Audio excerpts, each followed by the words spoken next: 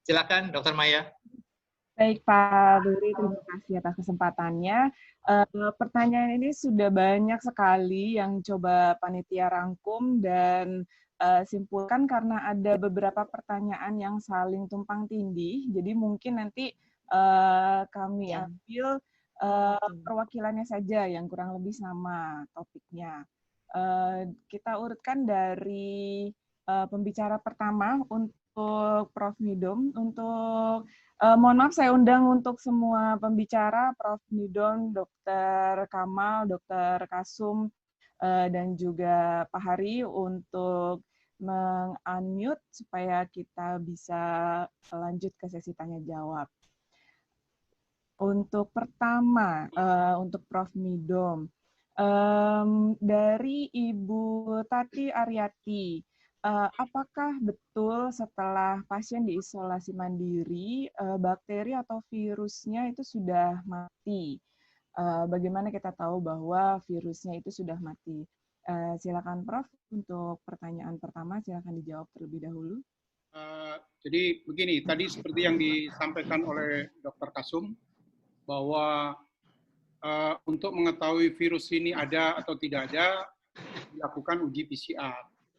Biasanya dilakukan 2 kali, baru dikatakan seseorang itu sudah bebas apa belum.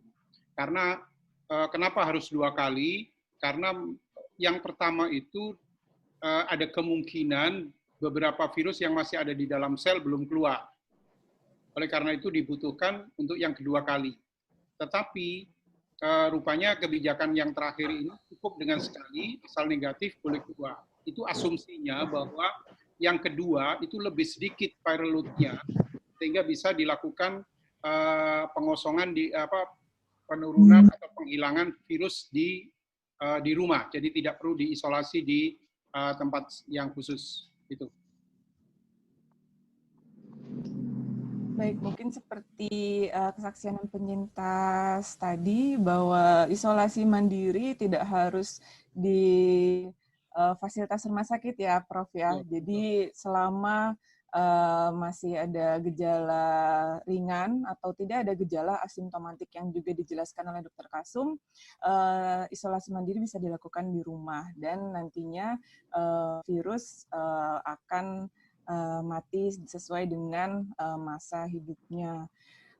Untuk pertanyaan selanjutnya, jika sudah dari Ibu Nelly Oswini, jika sudah terpapar oleh COVID, apakah selanjutnya akan menjadi imun?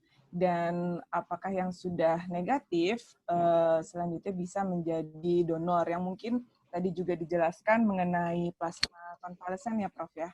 Silakan, Prof. Ya, jadi artinya bahwa belum ada sebuah riset yang fix bahwa kalau seseorang sudah diinfeksi, kemudian dia mempunyai daya tahan respon imun yang panjang. Jadi oleh karena itu pihak WHO dia mengharapkan ada suatu intervensi-intervensi, apakah itu obat atau vaksin. Dengan cara seperti itu maka bisa berpacu. Belum ada, ini kan riset ini masih berlangsung terus untuk melihat COVID ini, karena COVID ini belum tidak bisa disamakan dengan SARS atau MERS karena dia mempunyai perilaku sendiri. Jadi oleh karena itu saya selalu menyebut bahwa COVID ini bukan mutasi tapi meliuk. Jadi setiap di individu dia mempunyai perilaku-perilaku yang berbeda. Oleh karena itu teman-teman di klinik dengan teman-teman di bidang riset itu harusnya selalu komunikasi untuk bisa memadukan bagaimana karakter dari virus ini dengan manifestasi dari kliniknya. Baik, Prof. Untuk tambahan, Prof, mungkin satu pertanyaan.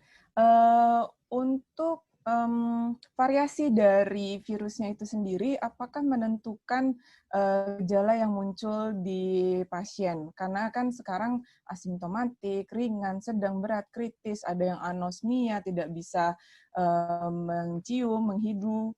Apakah itu tergantung dari virusnya atau dari imun dari hostnya? Yang dilihat beberapa penelitian selama ini tergantung kepada virus itu masuk di mana. Kalau dia hanya di traktus apa istilahnya respiratorius atau saluran pernapasan, maka dia akan mengganggu di daerah pernapasan itu, misalkan sesak, batuk, dan sebagainya. Tapi kalau dia sempat masuk ke dalam pembuluh darah, maka dia akan mengikuti aliran pembuluh darah sampai pada organ-organ tertentu, sampai bahkan kepada saraf-saraf penciuman. Jadi artinya virus ini memang tergantung pada titik masuk. Oleh karena itu, saya khawatir dengan adanya fenomena motif ADE ini, maka dia akan masuk ke dalam makrofag yang akan menghancurkan sel-sel makrofag sehingga sistem respon imunnya terganggu. Gitu. Itu yang perlu diketahui bahwa virus ini memang saya bilang cerdik. Ya, betul, Prof. Betul sekali, karena dengar ada mutasi, kemudian dengan gejalanya juga sangat variatif sekali, tadi dipaparkan juga dengan Dr. Kasum. Ya. Sangat menarik sekali. Baik, terima kasih Prof. Nidom untuk pertanyaan, jawaban-jawaban dari pertanyaannya. Kita lanjutkan kepada pertanyaan untuk Dr. Kamaludin dari Bapak Agus Winarso. Bapak Kamal sudah di-unmute ya? Sudah. Oke, baik. Dari Bapak Winarso, Agus Winarso menanyakan, apakah bisa dibuatkan antivirus yang broad spectrum, yang bisa membunuh semua dari familinya coronavirus itu? Silakan. Kalau melihat penggunaan antiserum, itu sangat spesifik. Berarti memang targeted, dia harus targeted terhadap virus yang ditentukan. Kalaupun akan digunakan untuk berbagai virus, setidaknya harus dalam satu kelompok. Misalnya virus-virus yang menginfeksi saluran pernapasan. Berarti kita mendesain antiserum poliklonal dengan multi antigen. Biasanya kan untuk saluran pernapasan itu virusnya adalah corona, kemudian influenza, kemudian RSV. Kurang keras, Dr. Kamal. Ya, virusnya itu kan corona, kemudian ada influenza, ada virus syncytial respiratory virus, kemudian belakangan ada yang disebut human metapneumovirus. Nah, kalau memang sudah teridentifikasi bahwa sekian banyak adalah mixed infection, maka kita desain virusnya, antiserumnya adalah polivalen namanya. Kita buat seperti itu. Tetapi situasi sekarang, kelihatannya bagaimana strategi kita terinfeksi tidak kemudian harus berlanjut kepada fase yang parah. Sehingga rumah sakit akan kolaps. Nah, diharapkan kalau antibodi IgY ini sudah ada, maka yang positif itu cukup ditreatment pada tingkat misalnya puskesmas. Kira-kira begitu strategi pemikirannya. Maka setidaknya akan meringankan teman-teman yang ada di ICU atau di rumah sakit rujukan, gitu pemikiran. Baik, Pak Kamal, berarti ini tidak untuk sebagai antivirusnya ya, tapi untuk menurunkan virulensi dari si coronavirus itu sendiri ya, betul ya? Kemampuan daripada antiserum adalah untuk menetralisir virus. Jadi dia memang spesifik bisa menetralisir virus. Ada yang namanya antibody neutralizing antibody. Jadi bisa mematikan virus. Jadi memblok, dia bekerjanya blocking sehingga virus tidak bisa masuk ke dalam sel. Nah, setidaknya kalau menggunakan antiserum ini seperti halnya pada penyakit rabies. Kalau orang tergigit anjing gila, dia akan terinfeksi oleh virus rabies. Maka treatmentnya adalah dengan pemberian antiserum.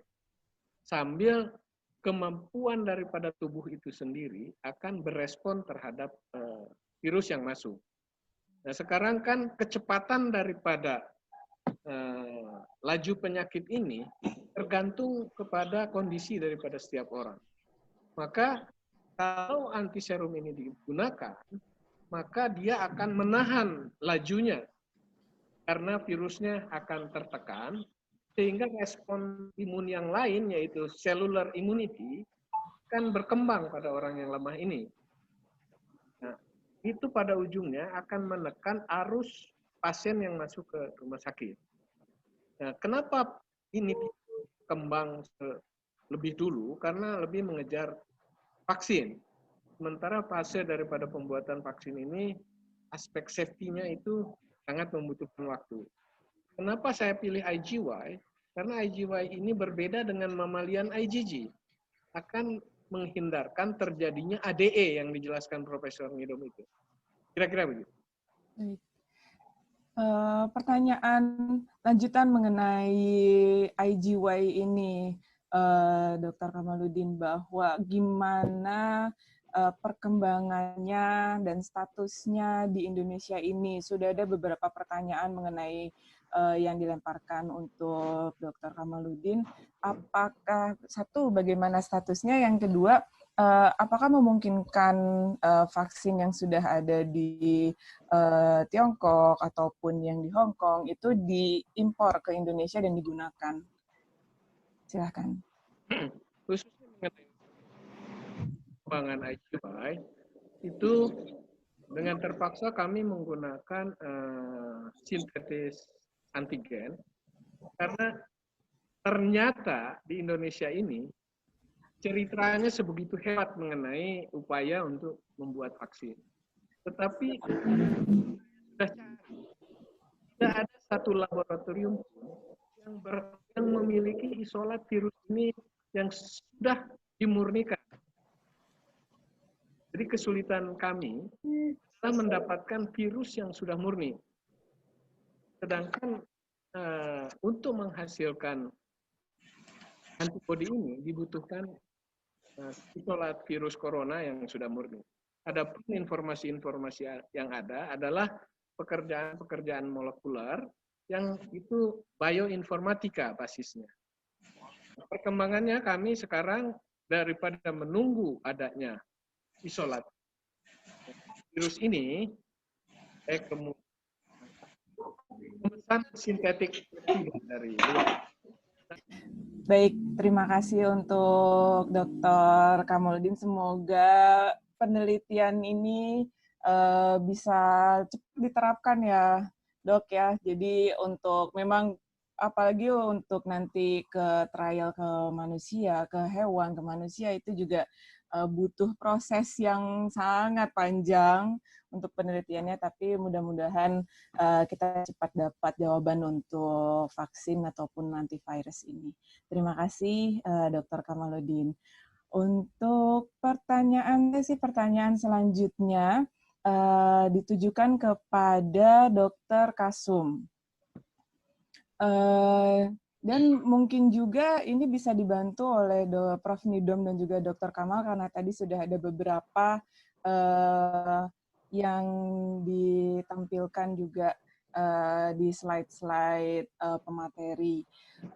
Untuk Dr. Kasum dari Ibu Nana Suharso, mohon saran bagaimana mencegah terpapar COVID dan apakah benar dilakukan dengan minum, salah satunya adalah empon-pon yang sempat hits banget di awal terjadinya wabah pandemi ini, dan juga obat-obatan yang sudah tadi Dr. Kasum paparkan, apakah itu standar untuk semua pasien dan baik dengan gejala ringan, sedang, berat, atau kritis, dan bagaimana pertimbangannya pemberian dari obat-obatan tersebut. Silahkan, Dok. Baik, terima kasih, Dr. Maya. Terima kasih pertanyaannya, Ibu Nana. Ya. Untuk perihal empon-empon, mungkin Prof. Nidom yang nanti lebih spesifik menjawab. Karena jujur saya pun waktu saat sakit, saya juga mengkonsumsi itu ya. Gitu. Untuk tadi terapi dari segi medis, tadi ditanyakan apakah semua golongan orang penderita COVID diobati oleh obat yang sama. Ini memang ada tahapan atau golongan tergantung kriteria tadi ya. Jadi kriteria yang ringan itu treatmentnya memang berbeda dengan kriteria yang sedang berat, bahkan yang kritis gitu ya. Jadi obat-obatan yang diberikan juga digolongkan atas penggolongan tadi ya. Tadi ada pemberian seperti imunomodulator, bisa kita berikan ke semua golongan biasanya ya, imunomodulator vitamin gitu ya, kemudian mikronutrien yang lain itu kita berikan pada pasien semua golongan. Tapi untuk pemberian antibiotik misalnya itu memang tidak diberikan ke semua golongan. Ya, antibiotik biasa diindikasikan bila memang ada indikasi medis kita berikan, ada misalnya keluhan, gejala serta hal pemeriksaan penunjang yang mendukung ke arah situ. Untuk pemberian antivirus biasanya kita berikan juga ya pada semua golongan kecuali yang tanpa gejala asimptomatik. Nah, ini cuman dosisnya juga dibedakan tergantung juga antivirus yang diberikan. Dan kita juga menilai efek samping atau kontraindikasi yang pasien-pasien kita dapatkan gitu. Misalnya dari segi usia, kemudian ada faktor komorbid di ginjal gitu kita pilih-pilih dalam memberikan terapi antivirus. Itu mungkin sementara, Dr. Maya. Baik, Dokter Kasum, mungkin mohon tanggapannya dari Prof. Nido mungkin ya, yang tadi juga memaparkan mengenai fenomena empon-empon ini, karena tidak hanya bagi penderita, tapi juga masyarakat yang luas itu mengkonsumsi empon-empon, termasuk saya. Silakan, Prof. Jadi memang pada waktu awal sekitar Februari 2020 itu saya melihat hasil riset kami dengan flu burung itu cukup bagus, empon-empon itu. Jadi artinya kami tawarkan kepada masyarakat bahwa ada alternatif, jangan sampai panik, di mana panik itu juga merupakan bagian dari sakit itu sendiri, sehingga mereka mengkonsumsi empon-empon itu. Nah, dengan demikian, maka paling tidak empon-empon itu kandungannya sebagian besar adalah kurkumin, mencegah terjadinya badai sitokin. Sehingga kalau toh ada virus, tidak sampai kepada membuat parah di paru-paru. Jadi artinya empon-empon itu bukan masuk di rumah sakit, tetapi di masyarakat. Oleh karena itu, riset kami walaupun sudah selesai, tapi tidak kami lanjutkan ke BPOM. Kenapa? Karena saya tidak melihat ini aspek komersial. Jadi yang penting masyarakat sudah di-backup dengan riset-riset yang berkaitan dengan masalah corona. Jadi memang betul tadi Dr. Kamal bilang bahwa corona yang purifikasi, yang pure, yang murni di Indonesia belum ada. Jadi kami kebetulan di PNF ini menerima uji COVID, sehingga kami gunakan sampel-sampel corona yang berasal dari pasien-pasien yang positif. Jadi masih masuk crude, ya, artinya campuran dengan berbagai macam. Kemudian kami uji coba dengan hewan, ternyata memang cukup drastis. Nah, sekarang kalau ada pasien yang misalkan nilai CT-nya antara 33 sampai 40, di mana itu masih dikatakan positif, kami sarankan kepada pasien tersebut selalu mengkonsumsi empon-empon, kemudian istirahat yang baik, isolasi mandiri, kemudian dan pada waktu pengujian lagi kira-kira 10 hari kemudian virus itu sudah hilang. Jadi itu testimoni yang berasal dari beberapa pasien. Jadi artinya tidak ada salahnya selalu mengkonsumsi empon-empon bagi masyarakat agar teringankan beban tubuh itu dalam menghadapi COVID ini. Baik, Prof. Nidom, mungkin menjambung sedikit mengenai cytokine storm tadi yang sudah Prof. Nidom sebutkan. Ada hal yang mungkin terangkat dari cytokine storm ini bahwa terkait dengan penggunaan vitamin yang berlebihan. Bagaimana menurut Prof. Nidom? Ya, beberapa memang ada yang katakan penggunaan vitamin C apa-apa itu yang berlebihan memang bisa menyebabkan imbalan di dalam tubuh. Jadi artinya sebetulnya bukan masalah dosis tinggi, tapi kontinuitas, jadi keteraturan di dalam mengkonsumsi itu yang penting. Sehingga tubuh tidak selalu tidak kosong kemudian penuh, tidak kosong penuh gitu. Jadi artinya bahwa tubuh selalu menerima asupan-asupan secara kontinu. Itu yang penting. Baik, Prof. Terima kasih atas tanggapannya. Lanjut kepada pertanyaan selanjutnya untuk Dr. Kasum. Sudah ada pertanyaan dari Marviani yang menanyakan mengenai happy hypoxia. Happy hypoxia ini, Dok, apakah simptom baru? Dan apakah berarti perlu cek saturasi oksigen menggunakan pulse oximetry setiap hari walaupun terasa sehat? Silakan Dr. Kasum. Ya, memang banyak kita temukan di di pasien datang ke rumah sakit dengan tanda dan diperoleh hasil saturasi yang rendah, tapi klinisnya biasa-biasa saja ya, tanpa menimbulkan keluhan sesak napas. Tapi ternyata memang setelah kita cek dan kita periksa analisa gas darahnya, ternyata tekanan oksigennya cukup rendah, bahkan di bawah, ada yang di bawah sampai di bawah 60 gitu ya. Tapi pasiennya biasa saja, bisa aktivitas jalan biasa gitu. Nah, ini yang dikatakan gejala hypoxia seperti itu. Jadi ini harus diwaspadai karena bila sampai lama dialami seperti ini tanpa ditangani dengan segera, maka otomatis organ dalam tubuh kita akan mengalami defisit ya, hipoksemia namanya, jadi kekurangan oksigen. Nah, otomatis dalam hal seperti ini akan menimbulkan yang namanya gagal napas ya. Gagal napas yang pilihannya harus dengan yang tadi saya bilang, ventilasi mekanis tadi. Nah, ini sehingga cepat sekali terjadi biasanya kalau apalagi pasiennya punya komorbid yang cukup banyak gitu ya. Jadi memang tadi pemakaian saturasi oksigen itu sangat disarankan ya. Kita cek saturasi yang murah saja dengan oximeter ya. Kita cek berapa ukuran saturasi oksigen dalam di jari kita itu ya. Kalau misalnya di bawah 90 harus hati-hati. Mungkin ini suatu gejala hypoxia jika tidak bergejala sama sekali. Ya. Baik, Dok. Berarti yang pada beberapa memang tidak ada terasa meskipun saturasi sudah turun ya, Dok ya? Ya, pasien tahu biasa saja ya, tanpa ngobrol biasa, aktivitas jalan biasa saja gitu ya. Padahal kalau pada pasien-pasien yang bukan COVID gitu dengan oksigen yang rendah seperti itu, mutlak dia mengeluh sesak napas. Oke. Baik, Dok. Ini sudah disinggung oleh Dr. Kasum mengenai komorbid. Di sini rata-rata peserta adalah yang sudah usia mungkin di atas 50, dominan dengan apalagi tadi 1977 ya, Dok. Jadi dengan komorbidnya saya yakin sudah sedikitnya ada yang hipertensi dan juga diabetes mellitus. Itu bagaimana, Dok? Kerentanan pasien-pasien atau yang sudah ada dengan komorbid ini terhadap COVID-19 ini, Dok? Ya, secara keseluruhan kita semua bisa rentan ya terhadap infeksi virus COVID-19 ini ya. Tidak ada yang disampaikan dengan masalah ada usia, kemudian ada diabetes, hipertensi. Ini akan menimbulkan gejala lebih parah lagi dibandingkan dengan tanpa orang dengan komorbid tersebut.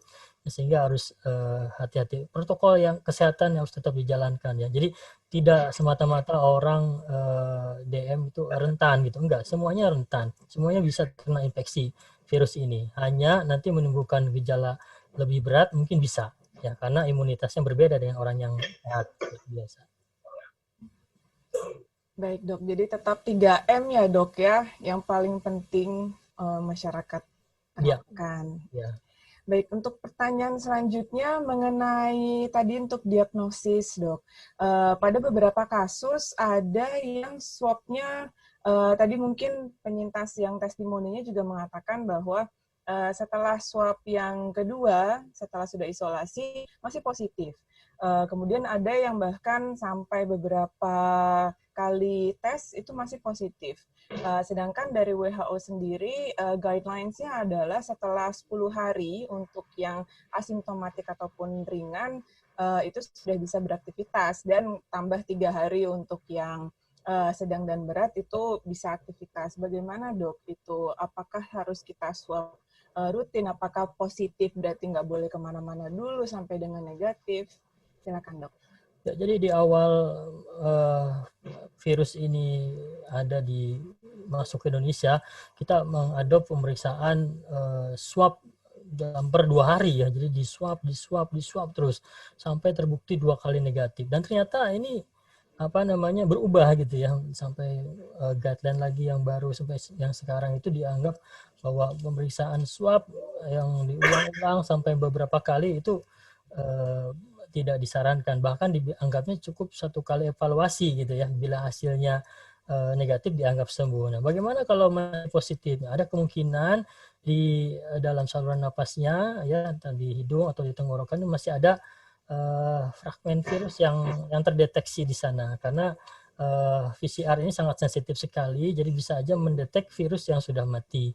Nah, bagaimana kalau misalnya masih positif? Tadi disampaikan oleh Prof, dilihat cycle threshold-nya mungkin. Ini tergantung dari alat yang dipakai di lab setempat, karena mungkin berbeda-beda. Ada yang city value-nya yang 37, ada yang 39. Ya, mungkin perlu dikonfirmasi ke lab yang memeriksakan swab-nya. Walaupun masih positif, bila cycle threshold-nya di atas nilai standar dari lab-nya, dikatakan tidak virusnya tidak menginfeksi lagi, dikatakan demikian. Kita masih mengadop ke arah situ, dok. Berarti sudah bisa aktivitas kembali ya dok ya? Sebenarnya untuk aktivitas kita masih tetap sarankan untuk isolasi mandiri ya, jadi sampai dia memang benar-benar fit karena virus COVID ini klinis ya, bukan lab ya. Virus COVID ini klinis, jadi kita nilai klinisnya, kemudian kita lihat keluhan-keluhannya, kemudian kita lihat juga kalau di klinis kita lihat hasil darahnya, darah lengkapnya, kemudian radiologisnya, kayak gitu dok. Ya. Baik, terima kasih Dokter Kasum atas jawaban-jawabannya. Mungkin sesi selanjutnya untuk Pak Harywitono bisa dipandu oleh Pak Ruri. Mungkin peserta sudah mulai bosan melihat saya, Pak. Terima kasih, Dr. Maya. Untuk sesi tanya jawab dengan Dr. Harywitono, kami persilahkan Dr. Retno Diah Puspitarini, dosen Universitas Brawijaya, untuk memberikan pertanyaannya. Ya. Singkat dan jelas, jangan terlalu banyak. Saya mau bertanya ke Pak Hari, sejauh mana BEP ini bisa membantu pasien COVID dalam hal menyehatkan paru-parunya. Ya, jadi paling tidak membantulah. Nah, itu saja dari saya. Langsung dijawab, Pak Moderator. Silakan, Pak Ari. Baik, sebenarnya ada testimoni dari penyintas COVID-19 yang juga BEPers, artinya praktisi BEP. Jadi saran dokter ternyata suruh mengembangkan paru-paru. Lah, pengembangan paru-paru itu ternyata sejalan dengan gerakan pertama yang sebelum kita membuang napas itu kan kita tarik tangan ke belakang. Ini adalah mengembangkan paru-paru. Itu dari sisi fisiknya. Tetapi dari sisi ketahanan tubuh, bahwa semakin melimpahnya ATP di dalam tubuh kita, tadi kan ketahanan tubuh meningkat. Dan disitulah self healing atau kemampuan tubuh menyembuhkan diri sendiri itu berjalan. Jadi menurut saya BEP ini punya peran kalau diterapkan untuk mempercepat penyembuhan mereka-mereka yang terpapar atau terinfeksi COVID-19. Sayang waktunya nggak cukup. Saya punya testimoni itu durasinya 6 menit, jadi waktunya nggak terakomodasikan di sesi ini. Itu Ibu Rini mungkin jawabannya.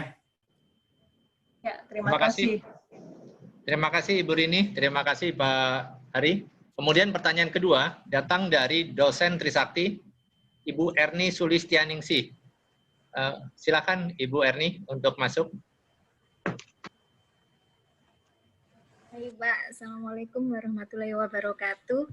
Waalaikumsalam, Ibu dosen. Pak Hari, saya mau tanya ini, kalau saya kan baru tahu ini Pak, BEP ini. Ini kalau mau latihan gitu Pak, bagaimana gitu, terus harus di mana gitu Pak? Apa lewat, apa mungkin ada sanggar khusus, atau mungkin bisa lewat online, atau bagaimana gitu Pak untuk latihan ini? Baik, saya punya ini daftarnya. Ini adalah daftar. Nah ini. Ini adalah kami di komunitas BIPers Indonesia itu sudah memiliki 144 rumah sehat. Jadi RS itu bukan rumah sakit, tapi rumah sehat. Itu adalah tempat di mana praktisi BEP bersama-sama berlatih. Jadi selama tidak ada COVID, mereka berkumpul. Tapi saat ini, Bu, kita bisa berlatih dari mana saja, karena secara virtual.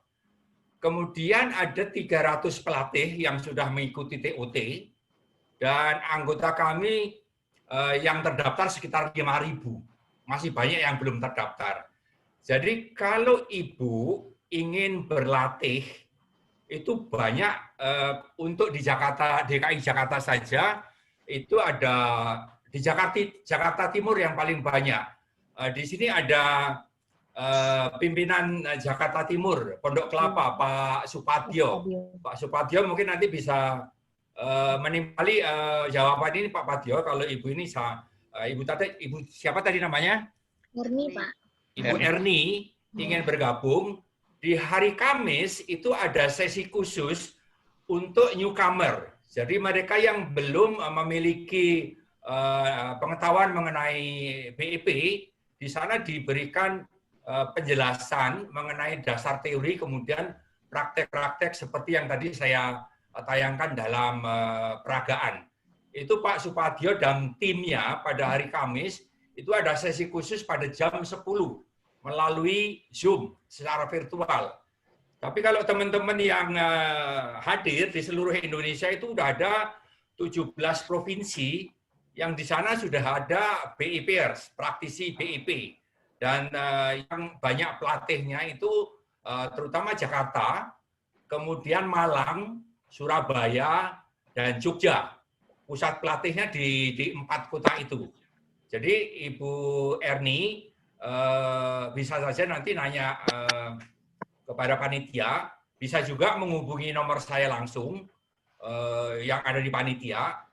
Nanti kita bisa berkomunikasi bagaimana kita mengakses komunitas BEP ini, kemudian kita bisa melakukan latihan yang tujuannya tadi membuat ATP di dalam tubuh kita itu berlimpah. Itu Ibu jawaban saya. Terima kasih. Iya, terima kasih Pak. Nanti saya mau minta nomor HP-nya Bapak. Ya. Baik. Hubungin panitia ya Bu. Iya Pak. Terima kasih. Baik. Baik, terima kasih banyak Pak Hari Tono. Dengan berakhirnya kami kira sudah 30 menit kita melalui atau melewati dari jadwal yang diberikan oleh panitia. Kita seharusnya berhenti pada jam 16.00. Ini saya kira kita sudah lewat hampir 30 menit. Sehingga saya mohon maaf, kami panitia sebagai moderator berdua dengan Dr. Damayanti, mohon maaf yang sebesar-besarnya apabila banyak pertanyaan yang sudah masuk dan banyak juga yang ingin bertanya. Pada kesempatan ini kami tidak dapat meluluskan semua keinginan, tapi kami akan coba memberikan beberapa yang diharapkan, seperti ada share untuk bahan yang disajikan. Kita akan coba nanti kirimkan, tapi nanti ini bisa dilihat di YouTube. Kegiatan kita pada sore hari ini akan kita berikan di YouTube, sehingga nanti kepada seluruh peserta yang datang pada sore hari ini dapat melihat di YouTube.